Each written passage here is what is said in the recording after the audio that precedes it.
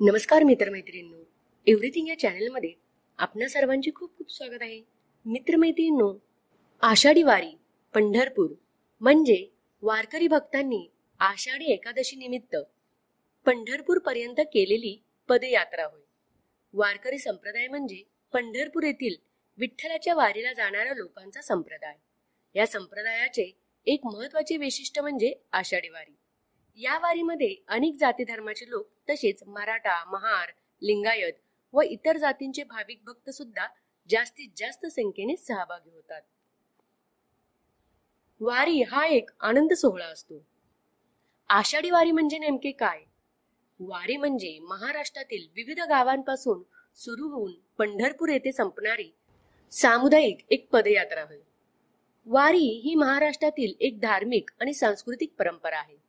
ही वारी आषाढ आणि कार्तिक महिन्यातील शुद्ध एकादशी अशा दोन्ही वेळा होते. आळंदी येथून संत ज्ञानेश्वर यांच्या पादुका आणि देहू येथून संत तुकाराम महाराज यांच्या पादुका पालखीमध्ये ठेवून ती पालखी रथातून पंढरपूर येथे मार्गस्थ होते. संत ज्ञानेश्वर, संत तुकाराम, संत एकनाथ हे वारकरी संप्रदायातील महत्वाचे संत होते. वारकरी संप्रदायात लहान मोठा हा भेद नाही. तसेच नाम जपाने पुण्य मिळते हा भाव आहे. एकादशी आणि इतर पवित्र दिवशी नित्य नेमाने पंढरपूरला जाणे म्हणजेच वारी होय. जो नियमित वारी करतो तो वारकरी. वारकरी जो धर्म पाळतात त्याला वारकरी धर्म असे म्हणतात. वारकरी धर्मालाच भागवत धर्म म्हटले जाते.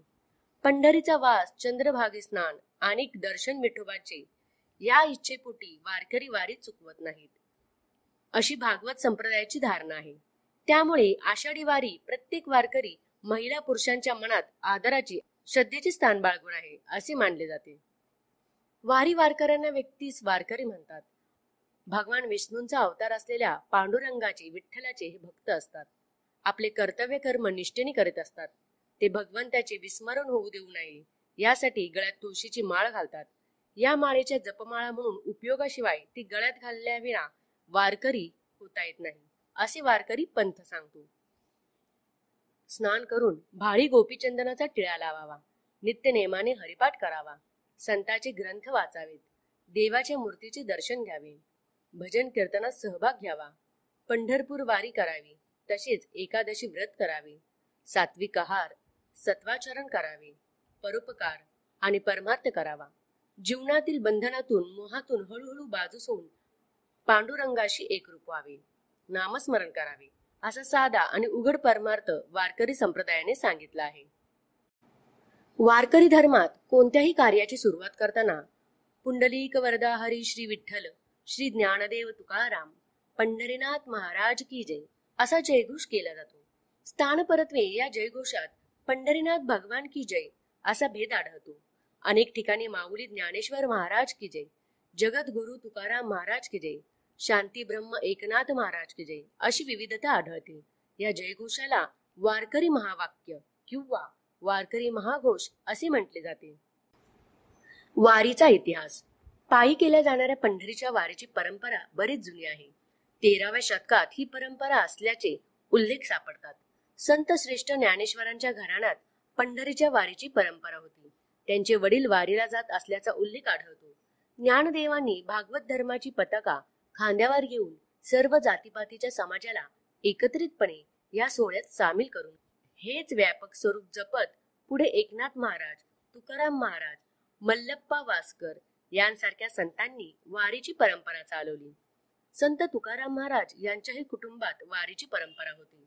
संत साहित्यांचे अभ्यासक डॉक्टर सदानंद मोरे म्हणतात, पंढरपूरची वारी हा वारकरी संप्रदायांचा मुख्य आचार धर्म होय. वारी ही ज्ञानदेव पूर्वकालीन प्रथा आहे. किंबहुना वारकरी हे नावच वारीमुळे पडले आहे. वारीतून या संप्रदायाची सामाजिकता आणि समाजाभिमुखता स्पष्ट होते. वारीची परंपरा सर्व संतांनी जतन केली जाते. ज्ञानदेवाच्या कर्तृत्वामुळे हा संप्रदाय जनमानसावर प्रभाव गाजवून महाराष्ट्रव्यापी झाला.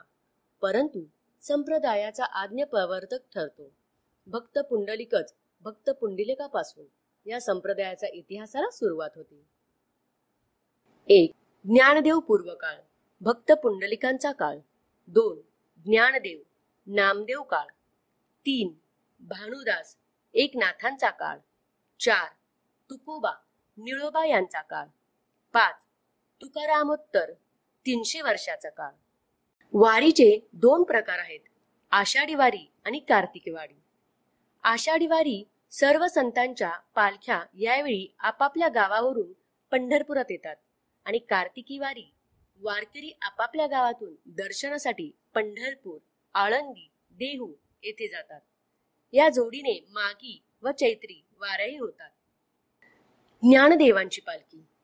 हैबत बाबांनी ज्ञानेश्वर महाराजांच्या पादुका पालखीत घालून दिंडी समारंभासह थाटाने, ऐश्वर्याने व सोहळ्याने पंढरपुराला नेण्याची प्रथा चालू केली.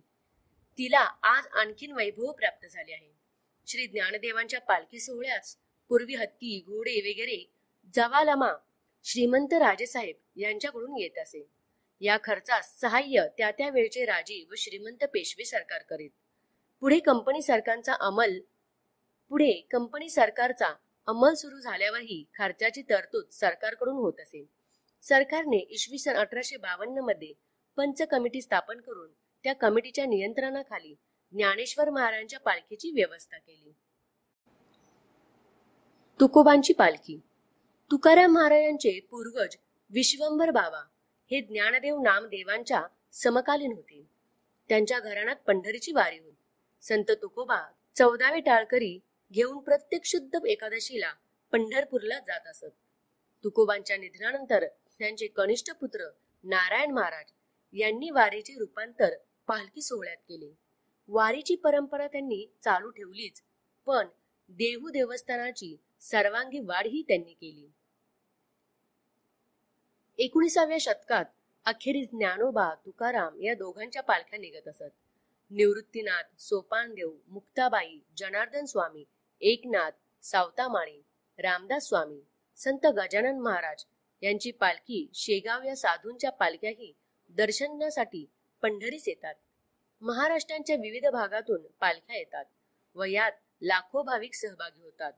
ज्ञानोबा तुकारामांच्या जयघोषात अभंग करत, पालखीत खेळ खेळत या पालख्या पंढरपूरला जातात. पालखी रथ. हा पालखी सोहळा पंढरपूरला नेऊन जाण्याचे काम हे महाराष्ट्राची शान खिल्लार बैलाकडे असते. ही खिल्लार बैल आपल्या खांद्यावर रथ ओढत नेऊन हा प्रवास करतात. खूप कष्टाने काम असल्याने हे काम करण्यासाठी फक्त महाराष्ट्रातील सुंदर, धिप्पाड अशा खिल्लार या गोवंशाची निवड या पालखी सोहळ्यासाठी केली जाते.